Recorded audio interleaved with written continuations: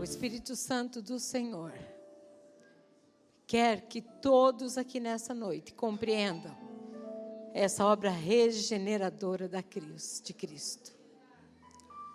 A obra completa. Se você tem dificuldade ainda, se você não consegue compreender isso, abre o teu coração agora e fala: Espírito Santo, eu quero compreender. Eu quero entender aquilo que eu já tenho ouvido tantas vezes. O Espírito Santo quer que não fique só no teu intelecto, mas que caia no teu coração. O feito notável de Jesus na cruz, obra completa, inclusiva, que nos dá liberdade, que nos separa para Ele. Espírito Santo de Deus, agora nesse momento, Pai, nós nos colocamos à mercê, Senhor, da Tua palavra, Pai amado. Primeiramente queremos Te louvar pela Tua onipotência, pela Tua onipresença, pela Tua onisciência, pela Tua majestade, pela Tua soberania, pelo Teu poder, pela Tua glória. Tu és o nosso Deus, Tu és o nosso Deus poderoso. Queremos Te louvar, Paizinho amado, pela presença do Espírito Santo de Deus nas nossas vidas todos os dias. Te louvar, Espírito Santo, porque o Senhor não nos deixa um segundo sós, um milésimo de segundo. O Senhor está conosco todos os dias. Jesus, quando foi assunto aos céus, Ele disse para nós: não tenha medo, eu estarei convosco todos os dias. E deixou o Espírito Santo, que tem nos ensinado, que tem nos orientado, que tem nos exortado, que tem revelado a palavra do Pai aos nossos corações, um plano tão perfeito de resgate. É só Tu, Espírito Santo, que pode mostrar a cada coração, colocar no entendimento. É só o Senhor que pode fazer isso. Muito obrigada, Espírito Santo, pela Tua disposição de estar conosco todos os dias. E obrigada, Jesus. Obrigada. Obrigada por ter aberto mão de toda a Sua glória. Obrigada, Jesus, por ter vindo sobre essa terra, como carne, como nós, humanos, o Senhor veio sobre essa terra. E nós queremos Te exaltar, Jesus. Queremos Te engrandecer, porque por causa dessa atitude de se despojar de toda a Sua glória, de morrer na cruz por nós, hoje nós podemos dizer que somos livres. Somos livres. Obrigada, Jesus. Muito obrigada. Em nome de Jesus, é no Teu nome, Senhor, que nós oramos. Amém. E no Teu nome há todo poder. Amém. No céu, na terra, debaixo da terra. Amém. Amém, Jesus? Graças a Deus, porque nós podemos mais uma vez nesse dia estar trazendo à memória aquilo que nos dá esperança, né? Graças a Deus que nós podemos obedecer à palavra do Senhor e comemorar mais uma vez a ressurreição de Jesus Cristo. Nós não comemoramos a morte do Senhor Jesus, né? Nós relembramos a morte do Senhor Jesus. Tudo aquilo que foi feito pela atitude de Jesus, pela morte dele, tudo aquilo que Ele passou por nós, que Ele padeceu por nós, nós relembramos. Mas o que nós comemoramos mesmo é que Ele não ficou naquele sofrimento e naquela morte. A comemoração, a alegria, o júbilo está na ressurreição de Jesus. Está na ressurreição de Jesus. E eu estava pensando nesse momento tão sublime, né, do dia da Páscoa, do dia da libertação. E estava o Espírito Santo me trouxe à memória que Deus não deu uma ordenança na sua palavra de que nós deveríamos comemorar de ano em ano o nascimento de Jesus. E nós comemoramos, fazemos uma festa tão grande para o Natal. Graças a Deus por isso. Não estou falando que está errado, não, viu? Depois vão falar, aquela pastora brava lá fala que está errado isso. Não é isso que eu estou falando, não. Graças a Deus que nós fazemos isso. É bom fazer a festa, é bom relembrar, né, o nascimento de Jesus e tudo. Mas a gente se dedica e se empenha tanto para esse momento, para Natal, para passagem de ano, tudo, né? Faz aquele final de ano, é até cansativo, não é mesmo?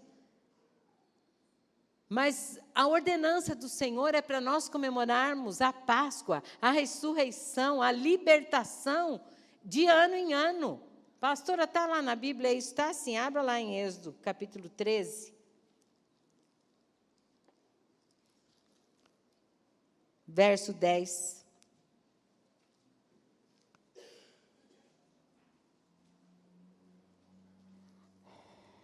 Fala assim: portanto, guardarás esta ordenança no determinado tempo, de ano em ano.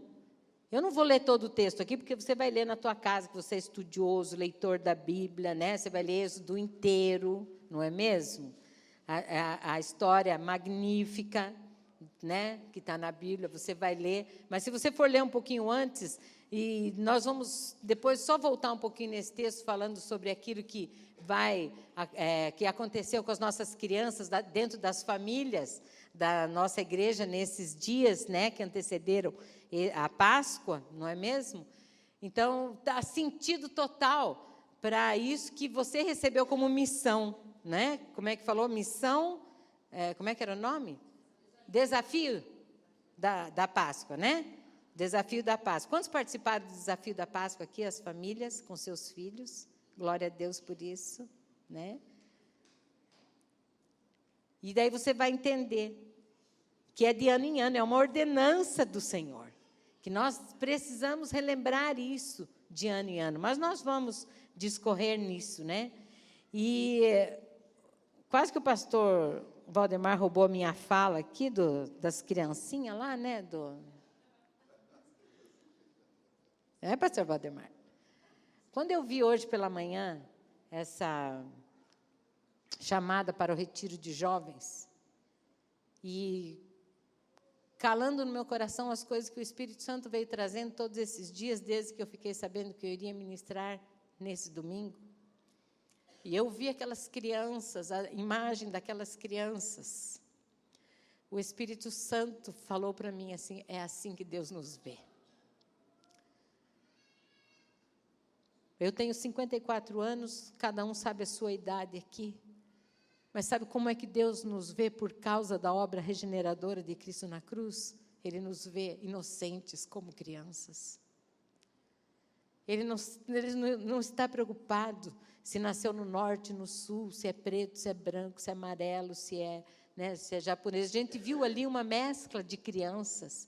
Como é que você olha para as crianças quando você vê aquela cena lá? Todo mundo fica babando, não é mesmo? Que lindinho, guti-guti, né? Que bonitinho que são, né? Todas as crianças têm uma carinha de joelho bonitinha, não é mesmo? Né? Assim que todo mundo fala. Ninguém fala. Você entra lá na rede social e vê as crianças que estão nascendo, né? Você não tem um comentário, você pode entrar nos 500 comentários que tem, não tem um comentário que fala que criança feia. Tem? Não.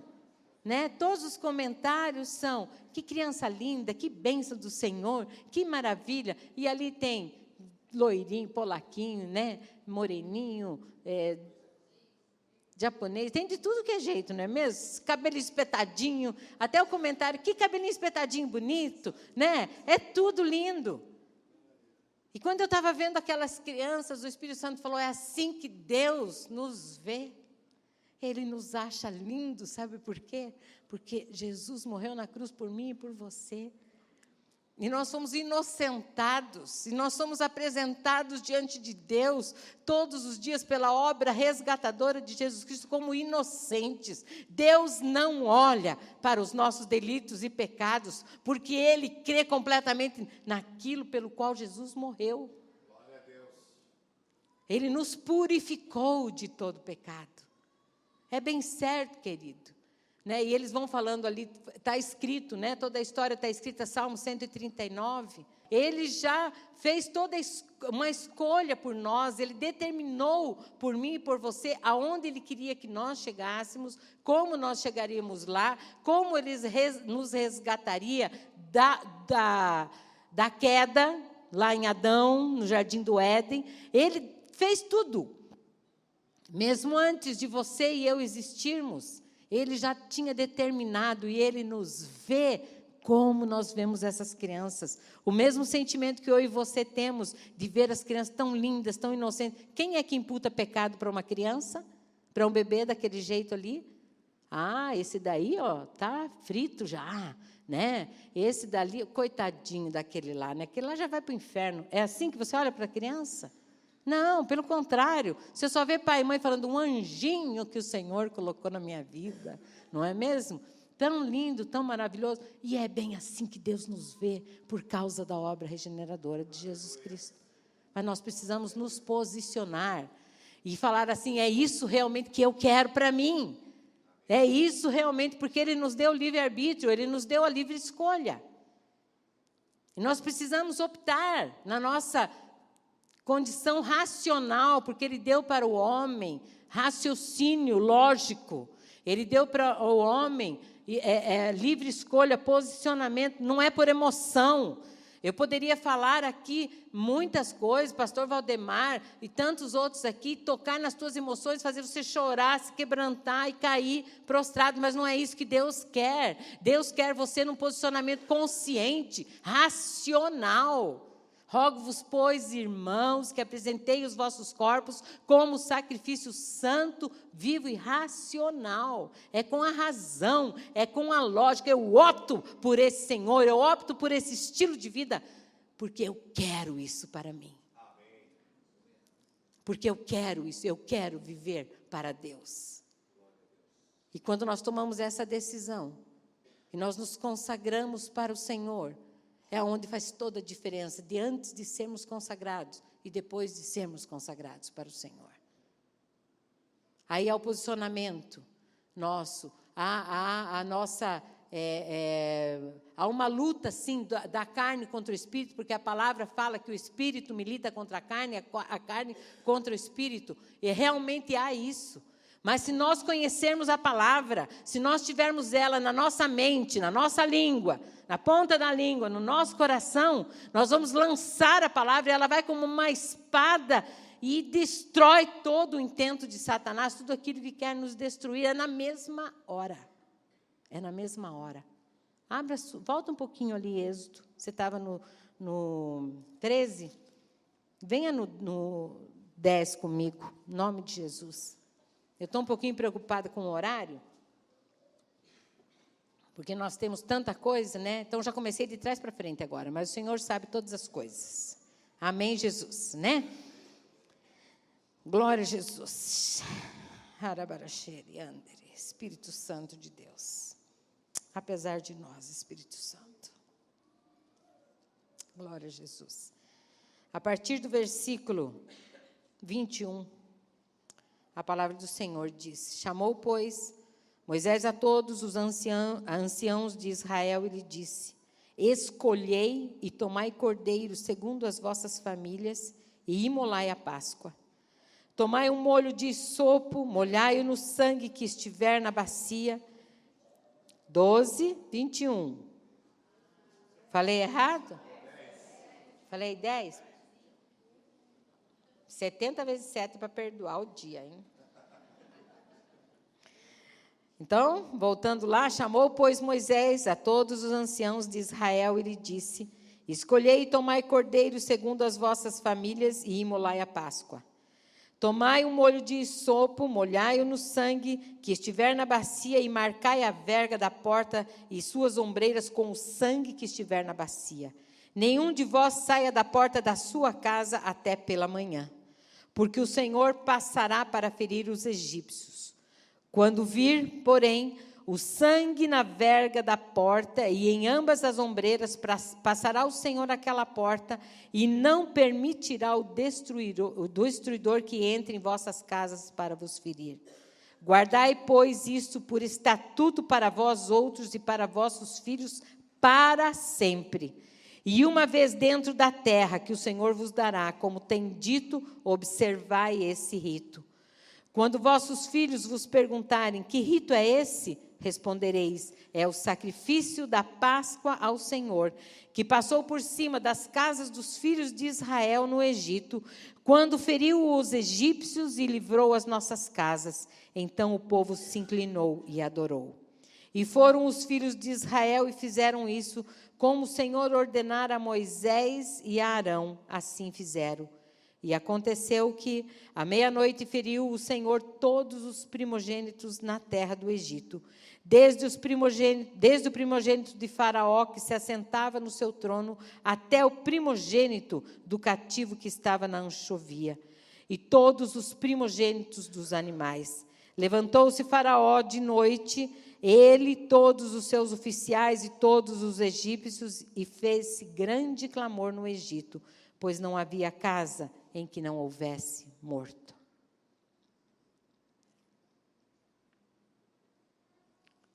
O Senhor fala, mostra para o povo que vai acontecer algo terrível para que haja a libertação do povo da escravidão do Egito. Você conhece muito bem toda essa história.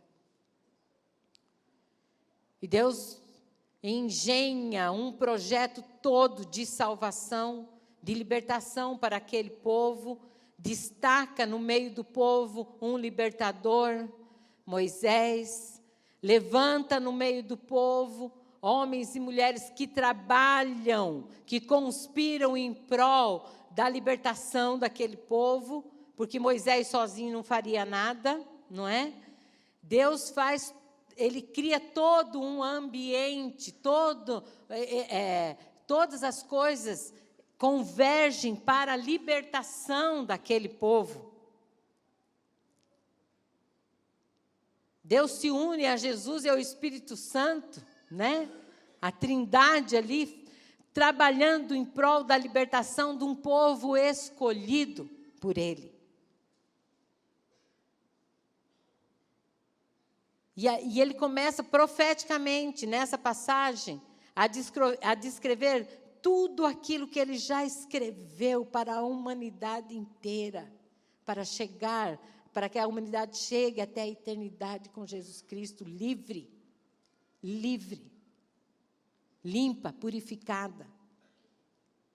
E ele dá as normas, ele dá as regras, ele dá os passos. Vocês vão imolar um cordeiro. Vocês vão consagrar esse cordeiro.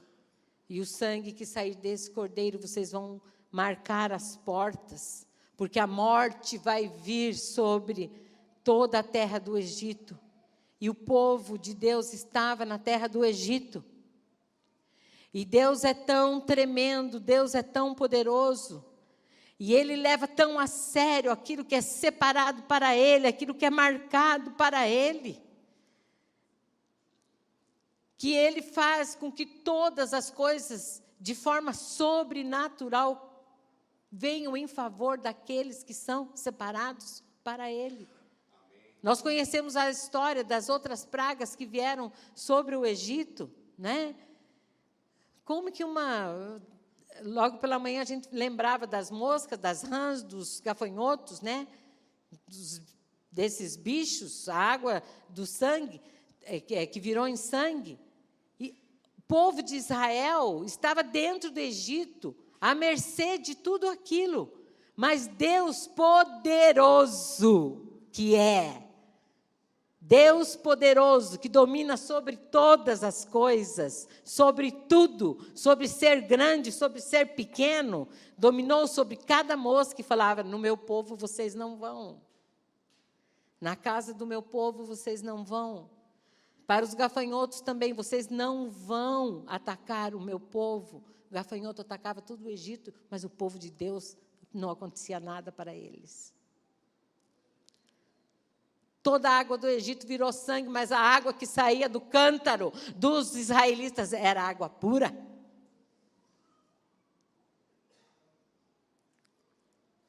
Mas quando veio a morte, Deus deu uma ordenança para o povo: vocês vão marcar a porta. Vocês vão mostrar que vocês são separados. Vocês vão se posicionar.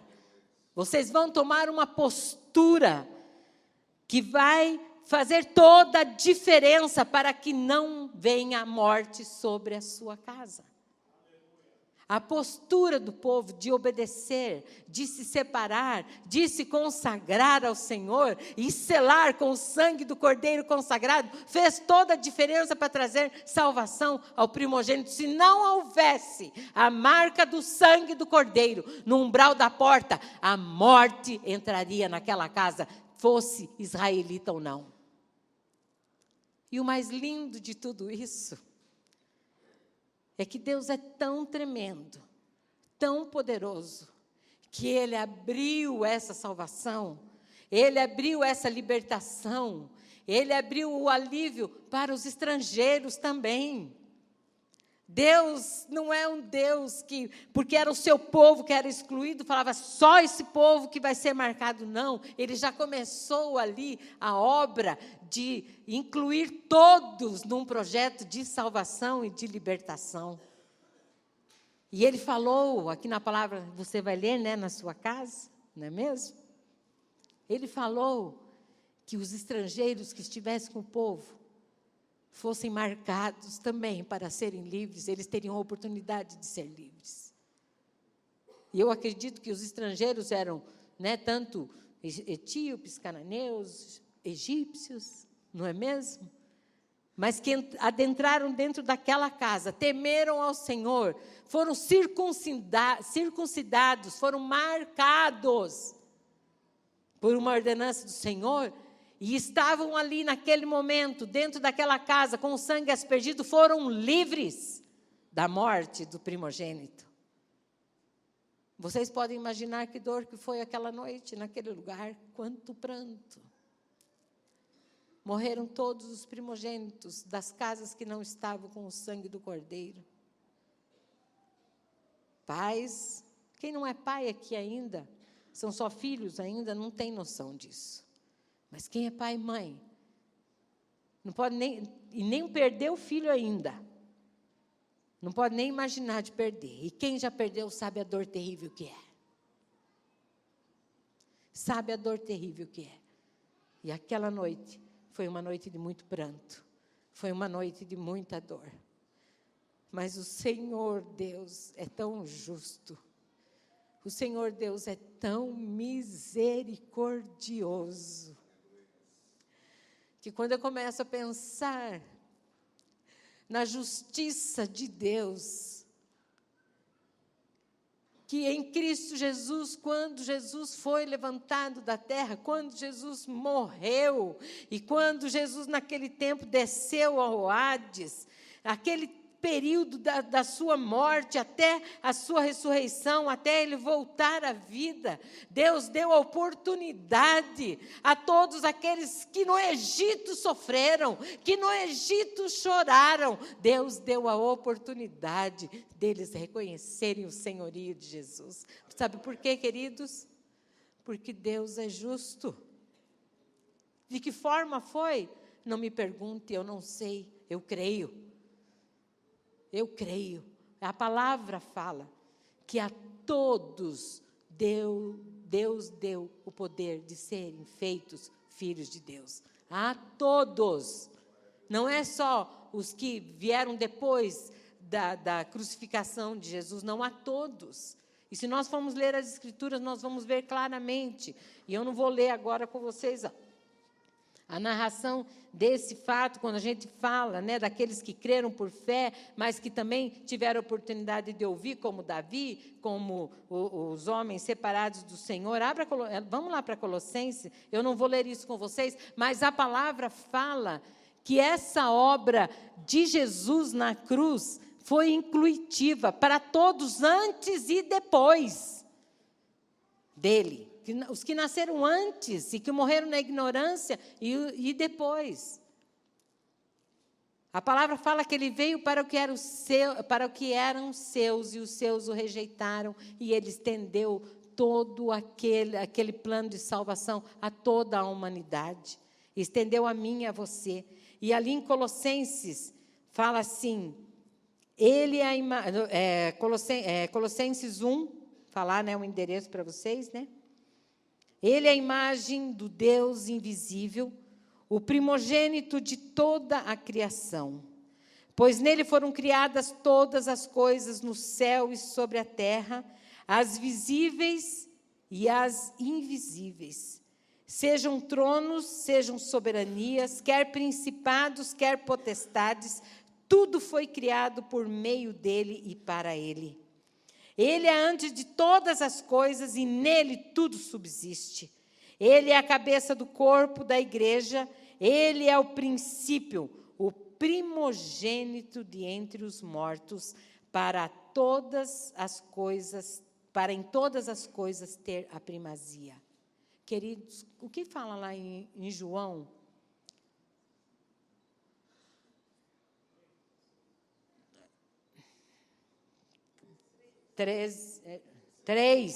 João 3,16. Deu branco agora, né? O que fala em João 3,16? Pastor, deu branco no 3,16, você quer que a gente fale o versículo agora, né? Vamos lá.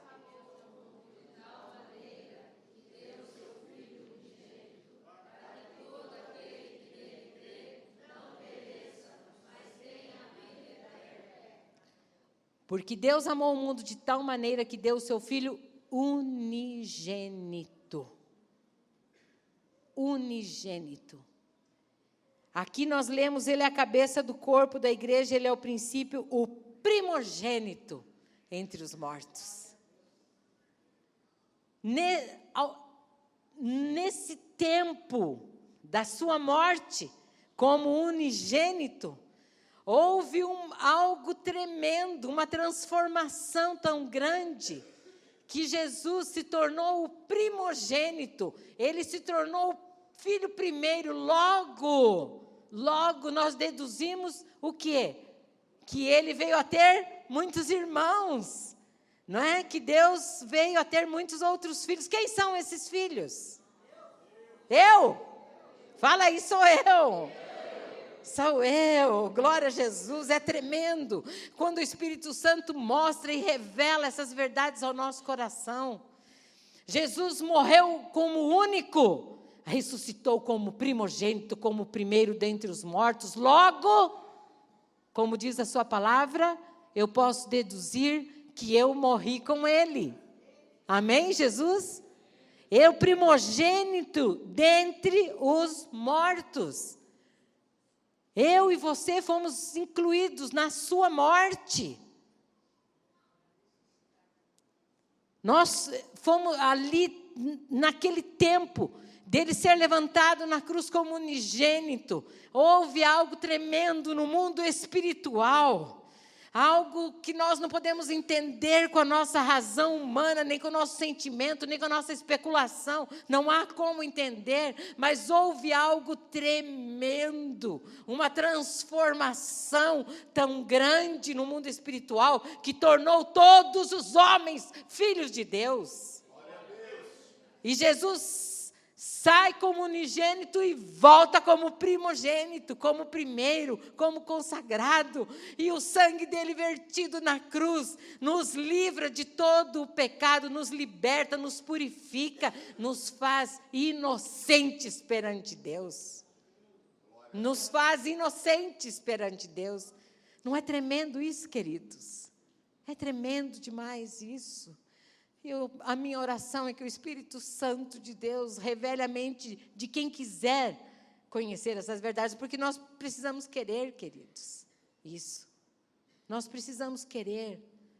Então, há uma transformação tremenda que acontece aqui na palavra, do unigênito, consagrado para libertar o povo e levanta como primogênito. Nós, na sequência dessa leitura, no versículo 19, diz assim: porque aprouve a Deus que nele residisse toda a plenitude.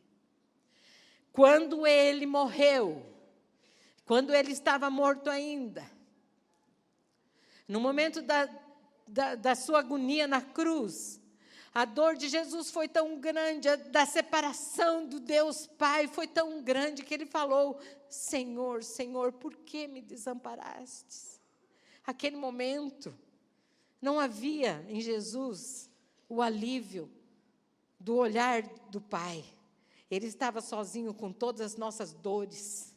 Ele estava sozinho com todas as enfermidades. Ele estava ali naquela cruz sozinho, com todo o nosso vexame, com toda a nossa vergonha, com tudo isso que você olha para você. Às vezes você não tem vergonha de alguns sentimentos, algumas coisas na tua mente, no teu coração, alguns posicionamentos, alguns julgamentos com relação ao nosso próximo.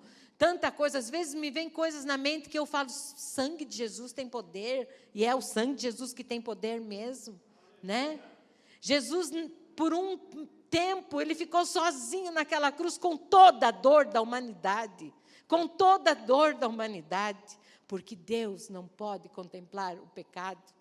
É por isso que eu não tenho medo de dizer que Deus olha para mim e para você como nós olhamos para aquelas crianças. Ele nos olha como inocentes, porque não foi à toa o preço pago de Jesus na cruz. Não foi por nada, foi para me inocentar e para te inocentar. E a palavra do Senhor fala: tendo cancelado o escrito de dívida que era contra nós e que constava de ordenanças, o qual nos era prejudicial, removeu-o inteiramente, cravando na cruz. Não há condenação para os que estão em Cristo Jesus. Não há condenação para os que estão em Cristo Jesus. Por isso que nós temos que ter muito amor, e estamos aprendendo isso cada vez mais quando estamos cuidando de rebanho. E você, líder da sua célula, do seu grupo, nós precisamos olhar para as pessoas com seus erros, com as suas limitações, como Deus olha para elas. E Deus olha para elas como inocentes. Deus olha para elas como inculpáveis, porque que adianta nós olhando para as pessoas e culpando, e condenando, e mandando ela para o inferno? Nós estamos aniquilando a obra resgatadora da cruz. Nós estamos sobrepondo a obra da cruz, e a obra da cruz foi completa. Ele já nos libertou. A Páscoa do Senhor aconteceu. E quando a palavra do Senhor fala aqui no versículo 19, porque aprouve a Deus que nele residisse toda a plenitude. Sabe o que vem no meu coração, queridos? E é com muito temor que eu falo isso. Eu vejo o Espírito Santo junto com Deus Todo-Poderoso, convergindo toda a autoridade, toda a plenitude do poder deles, naquele Cristo morto, lá, e transmitindo para ele todo o poder, toda a autoridade, todo o domínio. E ele, por causa de Deus, junto com o Espírito Santo ali, porque Jesus é parte,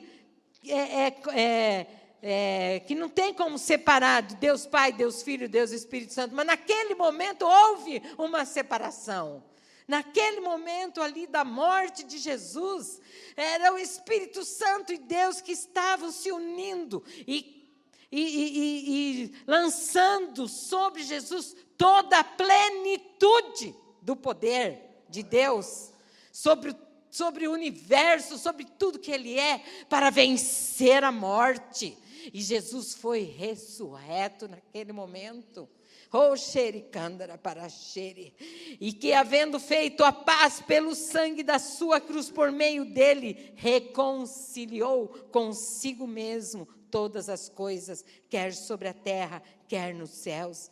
E a vós outros também, que outrora eres estranhos e inimigos no entendimento, pelas vossas obras malignas, agora, porém, vos reconciliou no corpo da sua carne, mediante a sua morte, para apresentar-vos perante ele, santos, inculpáveis e irrepreensíveis.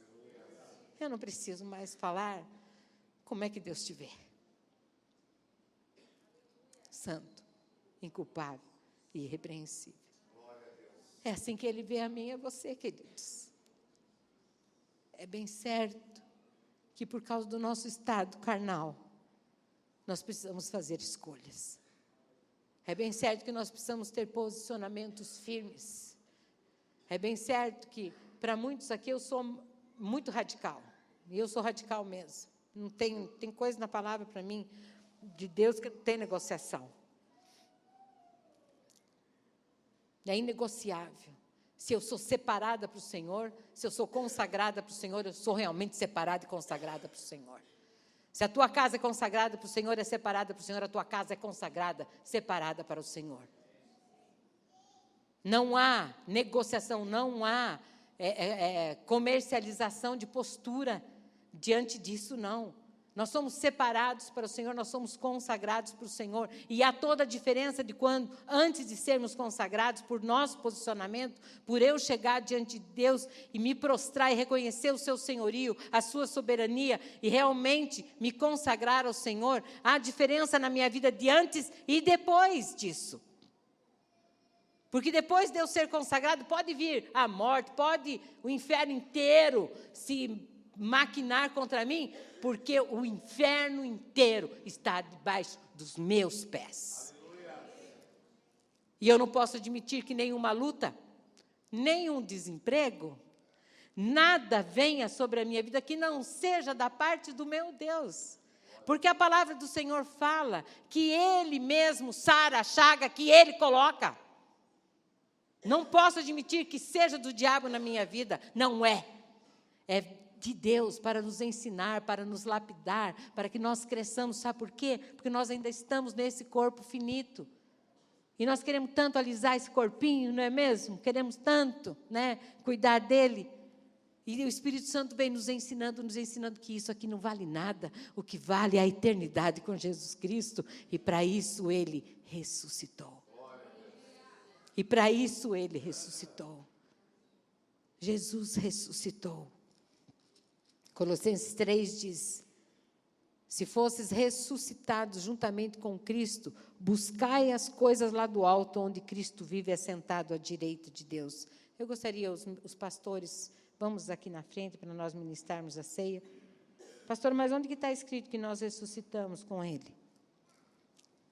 Colossenses 2:11 diz: nele também fossem circuncidados, não por intermédio das mãos, mas no despojamento do corpo da carne, que é a circuncisão de Cristo, tendo sido sepultados juntamente com Ele no batismo, no qual igualmente fosses ressuscitados, mediante a fé no poder de Deus, que o ressuscitou dentre os mortos.